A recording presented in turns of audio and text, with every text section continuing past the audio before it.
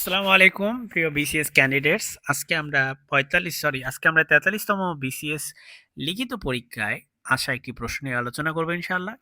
আন্তর্জাতিক বিষয়াবলীর অংশ এটা। প্রশ্নটি হচ্ছে বিশ্ব ব্যাংক কি ব্যাখ্যা করুন। বিশ্ব ব্যাংক একটি আন্তর্জাতিক আর্থিক সহায়তা সংস্থা যা উন্নয়নশীল দেশগুলোর উন্নয়ন কর্মকাণ্ডের জন্য ঋণ ও অনুদান প্রদান করে। বিশ্ব ব্যাংকের আনুষ্ঠানিক লক্ষ্য হল বিশ্বব্যাপী দারিদ্র্য বিমোচন। সারা বিশ্বের ১৮৯টি রাষ্ট্র নিয়ে গঠিত একটি আন্তর্জাতিক সংস্থা।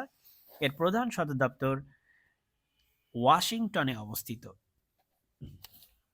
বিশ্বব্যাংক প্রতিষ্ঠার সংক্ষিপ্ত ইতিহাস: দ্বিতীয় বিশ্বযুদ্ধের প্রাক্কালে ইউরোপ, আমেরিকা সহ উন্নত দেশগুলোতে দেখা দেয় মহামন্দা।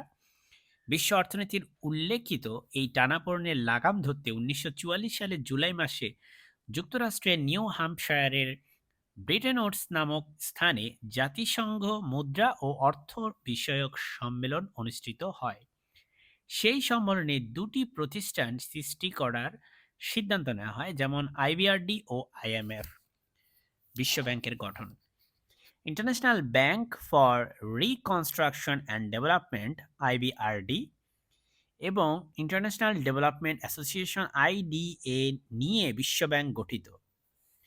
বিশ্ব ব্যাংক গ্রুপ: বিশ্ব ব্যাংক গ্রুপের সদস্য পাঁচটি, যথা international bank for reconstruction and development IBRD. এটির মূল কাজ বিশ্ব ব্যাংকের মূল কার্যক্রম আইবিআরডি পরিচালনা করে।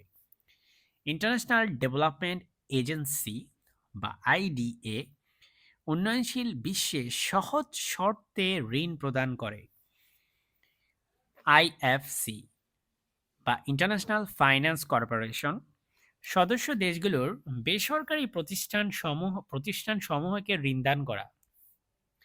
মাল্টিল্যাটারাল ইনভেস্টমেন্ট গ্যারান্টি এজেন্সি বা মিগা, এদের কাজ হচ্ছে স্বল্পোন্নত ও উন্নয়নশীল দেশে উন্নত দেশসমূহে যে বিনিয়োগ করে তার নিরাপত্তা প্রদান করা। আর সর্বশেষে আছে international centre for settlement and of investment disputes বা আইসিএসআইডি। সরকার ও বৈদেশিক বিনিয়োগকারীদের মধ্যে সৃষ্ট বিরোধ মীমাংসা ও নিষ্পত্তিতে সহায়তা করা হচ্ছে এই সংস্থার কাজ। সো আজকে এ পর্যন্তই। আমার জন্য দোয়া করবেন। আসসালামু আলাইকুম।